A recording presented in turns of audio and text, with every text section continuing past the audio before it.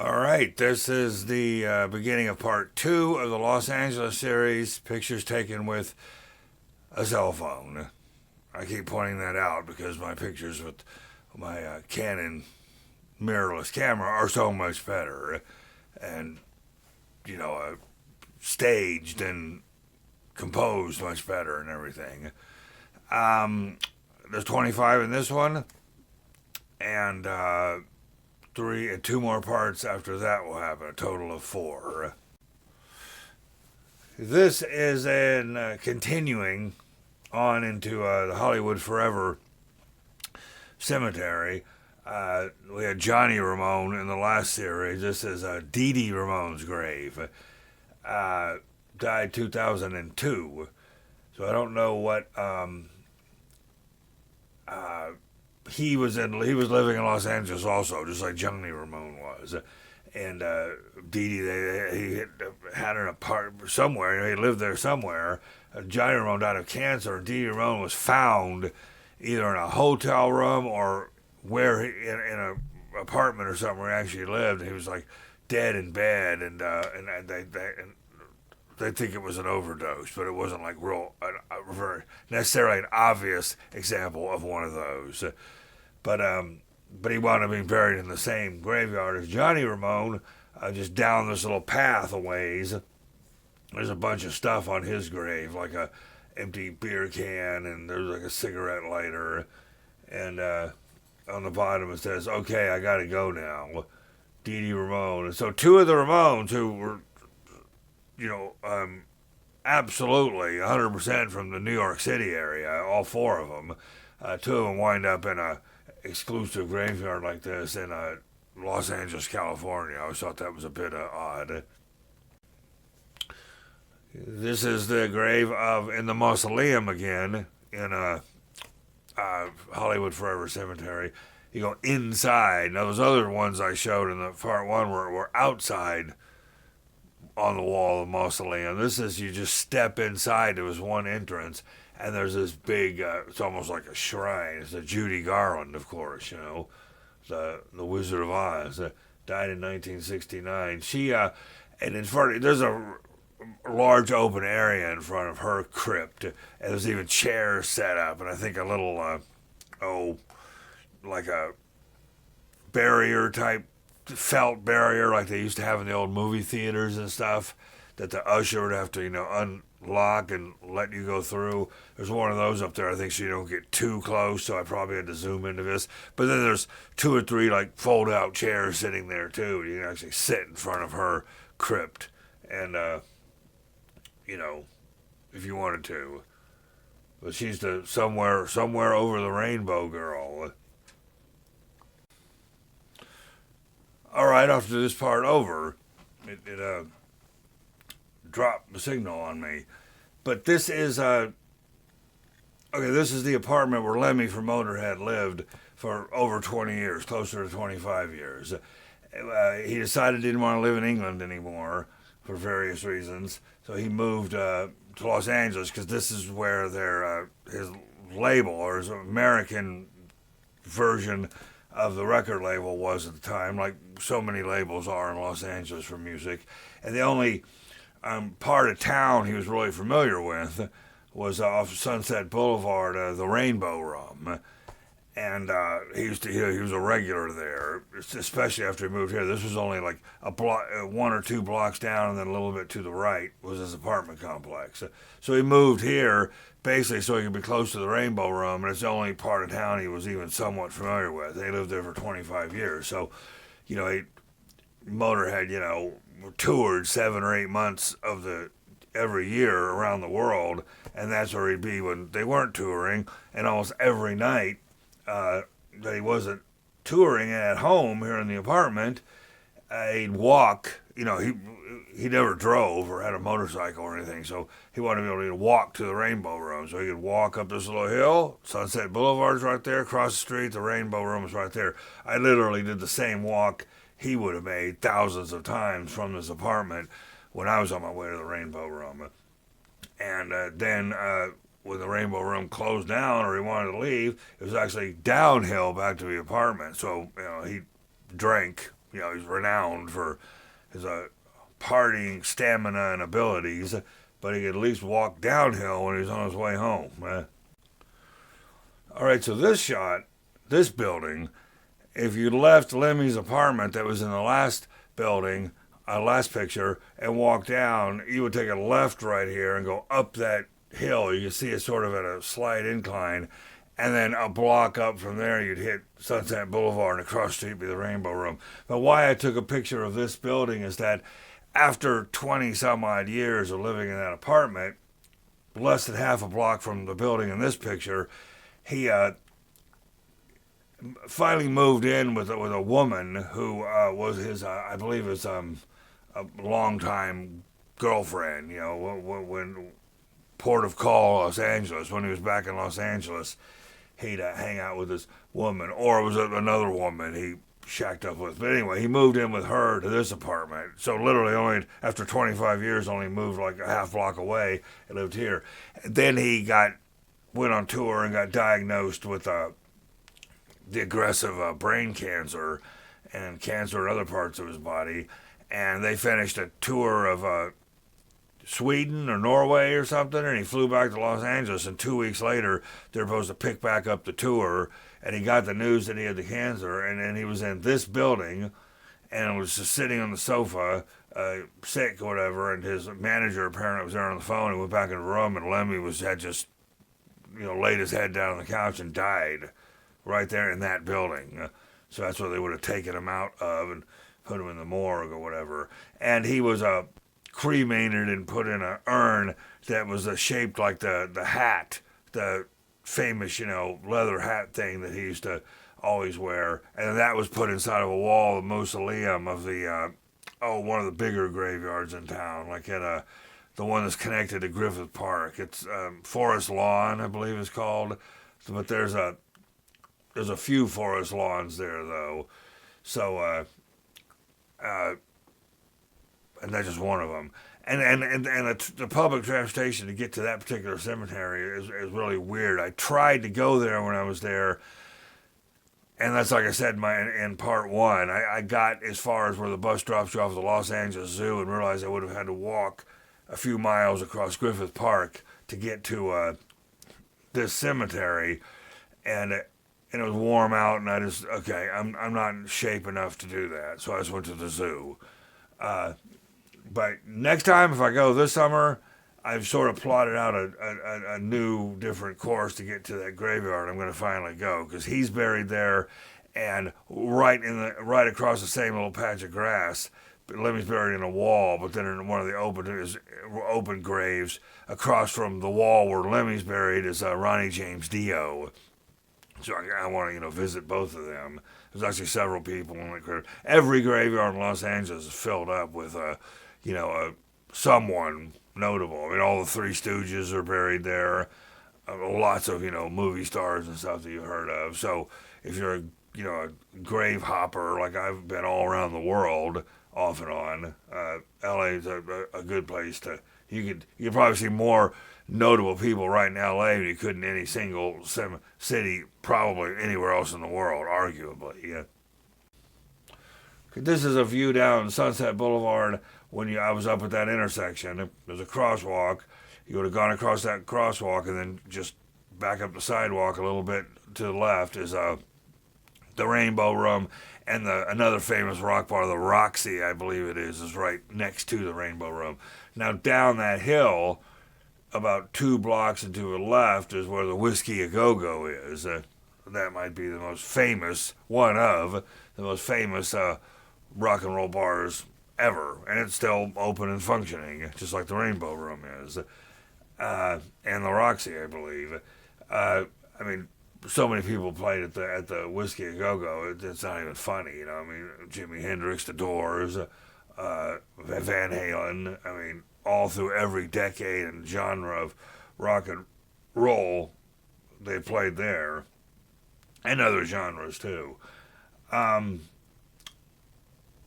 So I probably walked down that hill, but like I said, that was a warm day, and I just gone up a few different hills to get up here to Sunset Boulevard, so I was kind of beat. Now going back from here, back to the big Santa Monica Boulevard to get the bus back to Santa Monica. That was easy. But getting up here was a little daunting that day. But I did get to the Rainbow Room and hung out there, had a beer, almost bought a T-shirt because they turned the whole outside of the Rainbow Room into what they call now a Lemmy's Lounge in, you know, appreciation and memorandum of a Lemmy from Motorhead, and he did lots of interviews. Anyway, I don't know if he sat at the outside bar part. I know there's a part inside the Rainbow Room, which is all like dark and stuff in there, that he hung out at a lot. There's a little upstairs bar off to the side thing, but the outside part they made into a Lemmy Lounge with a bunch of Motorhead paraphernalia and murals of him on the wall, which you'll see coming up here in a moment. Okay, technical difficulties. I'm back. So this is across the street from coming up that hill from where Lemmy lived. Across the street there is the Rainbow Room. There's the sign, the rainbow sign, and then the Roxy's next to it. Then if you cross the street, went in that little gate, there's a parking in there. Then you go to the left, and then there's the outside patio with a statue of Lemmy and all the Motorhead stuff. Then if you go inside a door that leads out from the patio, you're inside the Rainbow Room proper, which is all very dark. I mean, you go from a bright sunlight out there like that, and you go in the Rainbow Room, it's like, it's I don't know, it's really dark. And then there's winding staircases that go up to the bathroom, and then the main part has this big open area with booths. So these like that have like a red vinyl booths. It's like the decor is still the same in there from how it was 50 years ago or back in the 50s or something, which is kind of cool. But really, really dark, place inside of there. And then outside, you got the nice open air Lemmy's Lounge bar. Okay, this as you walk into the courtyard area from the street. To the left, I believe, is one of the big murals of Lemmy with his face. It says, "Born to lose, live to win," the little saying, Motorhead saying. Then it's got "This way to Lemmy's Lounge" at the Rainbow Bar and Grill. It's got the Motorhead dog face logo there. Good job painting that dog face logo. That's a good likeness of Lemmy, too. There's like chains going around his base holding up the Lemmy's Lounge sign.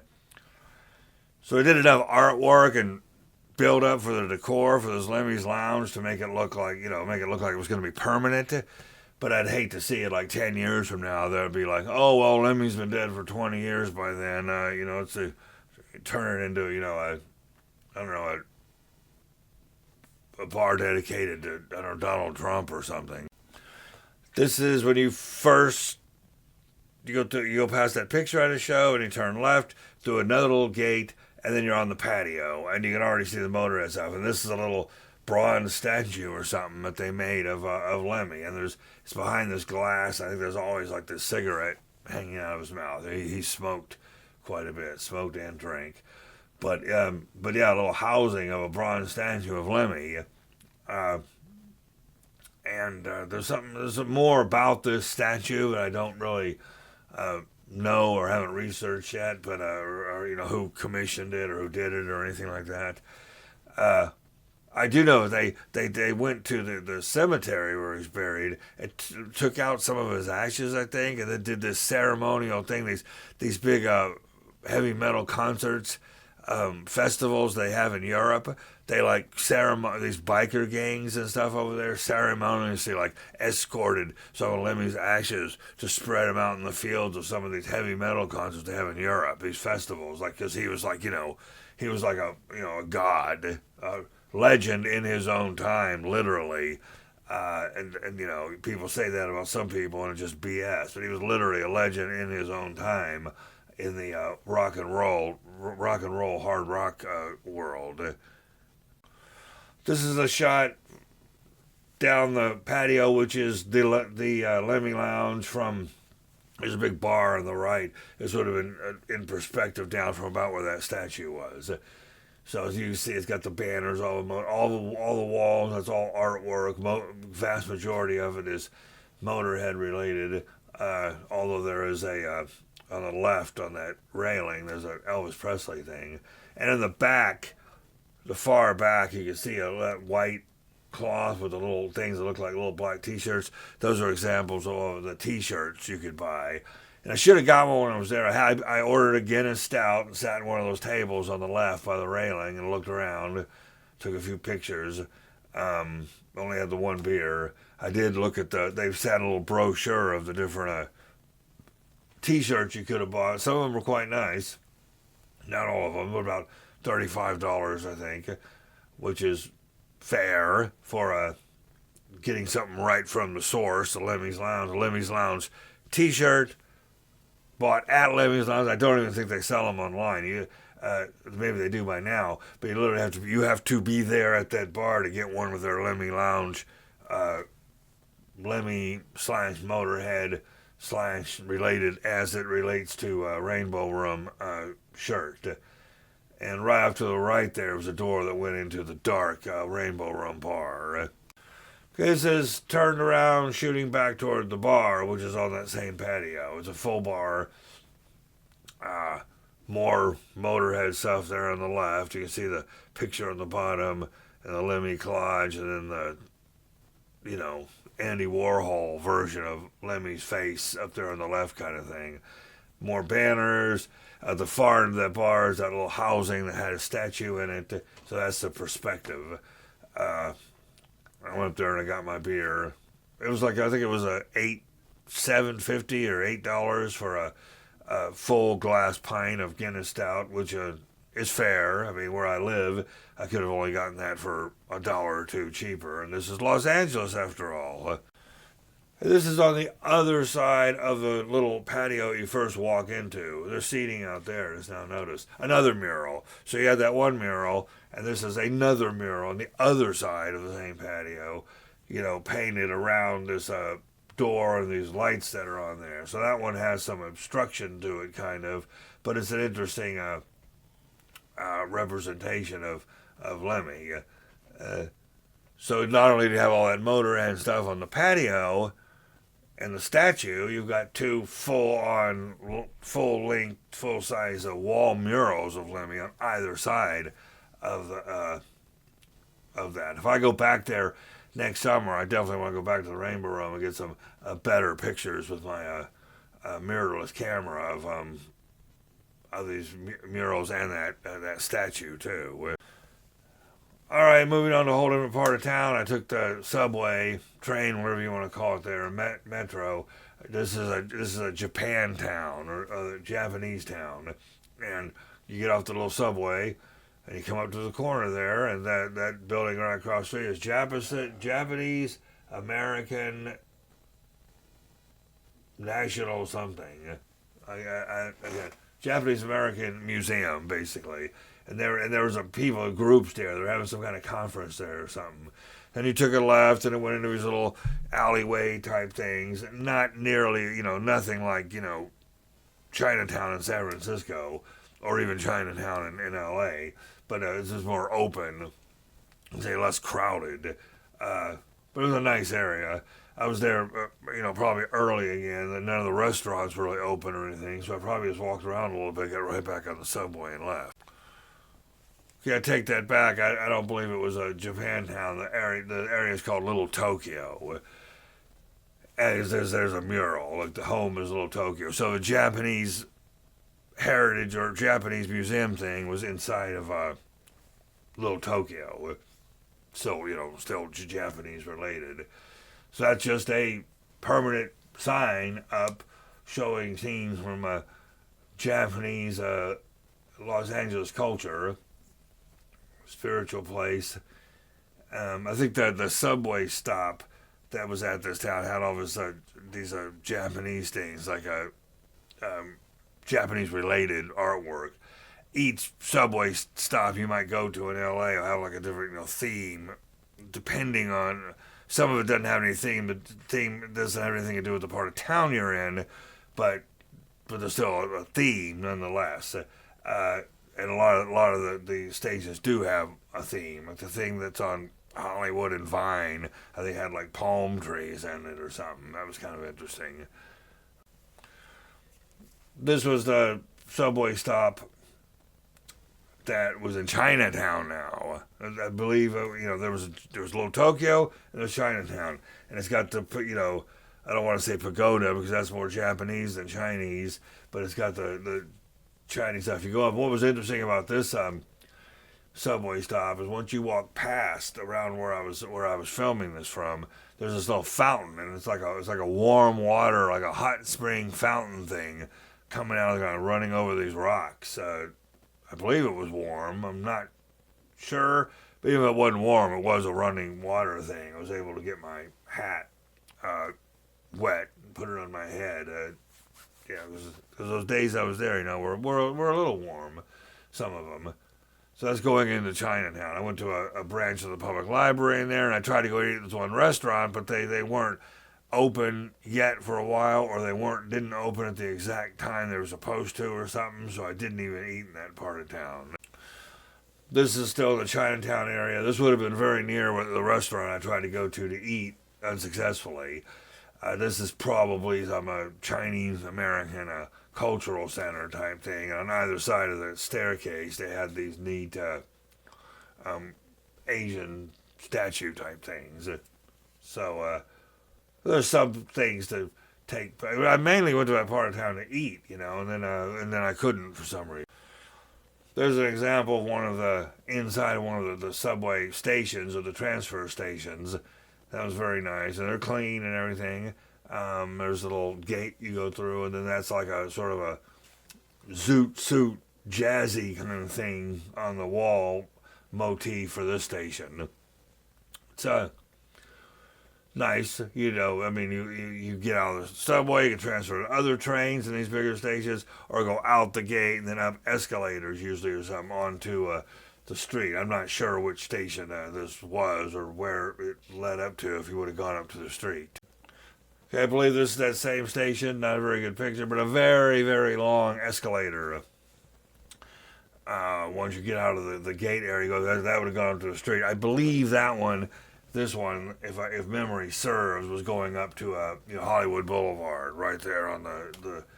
It was probably I don't think this was the Hollywood and Vine station, but it would have been the Hollywood and something else station, the next one down. But yeah, long stairs, either staircase climb or escalator to get up to there. Then you come out on top and you walk out. It's like, oh my God, this is like tourist central of Los Angeles, Hollywood Boulevard. With all the sidewalk stars and all that stuff, and the theater and Capitol Records, which I probably have some examples of in upcoming pictures. Okay, I'm not exactly sure why this one's in the series, but there's a big, a whole other part of town that's sort of off downtown area where there's this big giant Catholic church. It's really big. It looks like some kind of, fortress of solitude or something on the outside.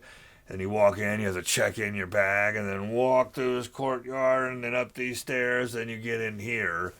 And I was able to get some, bad phone photography in there. But it was sort of like a modern version of a Catholic church in there. The big pipe organ on the right.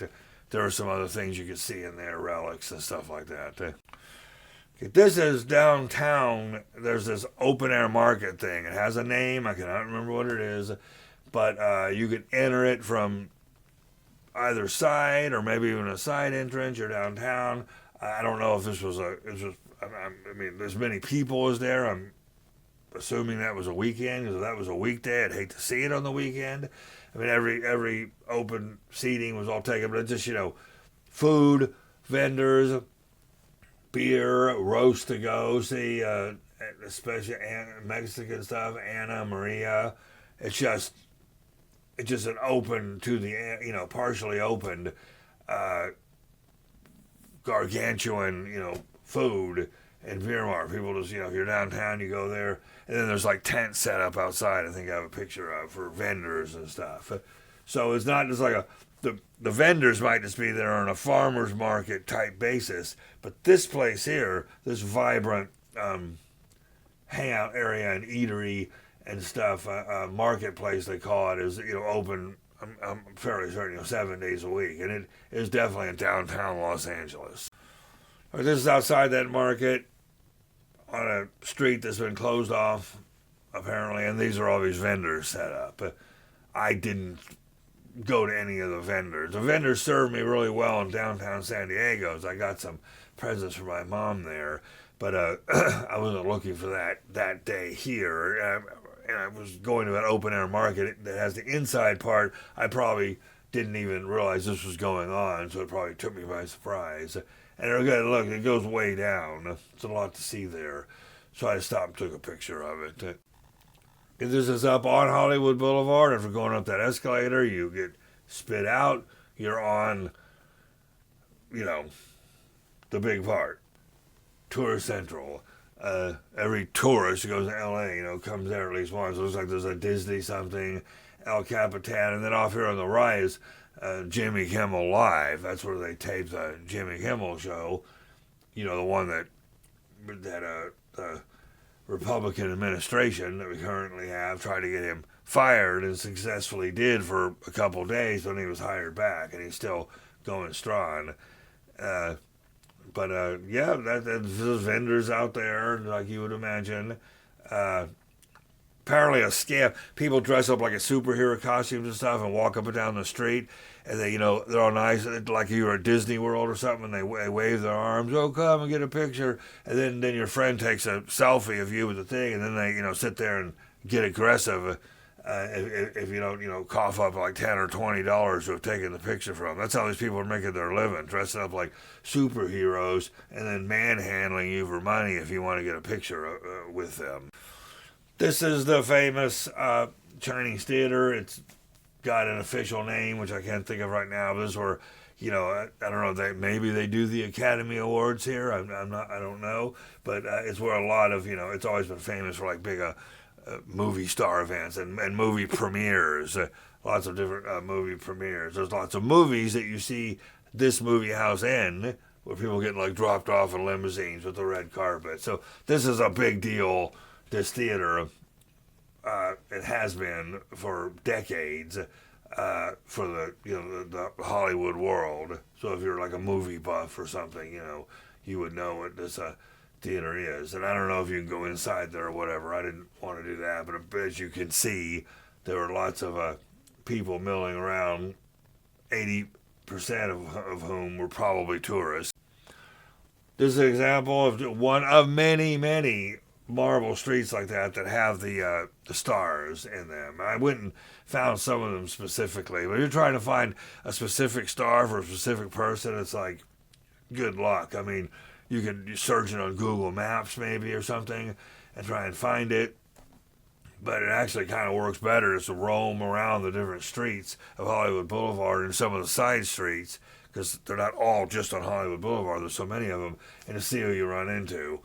I don't think, that one there in the middle, it's a Dean Martin. I don't think I was trying to get a picture of that. I was trying to get a picture of Sarah, but that just happens to be Dean Martin. And then in the forefront, it's Doris Roberts, who I honestly don't even know who that is. This was outside in the Grove, Montrose area, no, Melrose, I mean. Yes, just like Melrose Place, the old TV show. This is a private-owned Holocaust museum. This is not to be confused with the much larger, more well-funded, I'm sure, Simon Wiesenthal Holocaust Center, which I did not get to because I'd found this one. This one was smaller, more quaint. I was able to get in with no admission because of the program I'm on. And it's inside of a little park. So I hung out at the park. I went up there, walked to a little sculpture, then you walk into the left. They keep it locked probably for to avoid anti-Semitic blowback or something. And you go in there, it's not real big. They have, little areas of, tell a whole family's history that might have disappeared during the Holocaust. But it's a nice little Holocaust museum. Very quiet. You get out of city bustle, I need to go to the larger Simon Wiesenthal one, which I almost certainly will if I go back this summer. And this area is the Grove, down from that Holocaust area. It's an open area thing, as far as a Noble, this little concert place. Grove, there's a cheesecake factory there. But this is it's called the Grove, and it's sort of midtown. I don't even know what part of town you'd call it in L.A., but very busy, very vibrant, very outdoor, some fountains, very outdoor shopping area.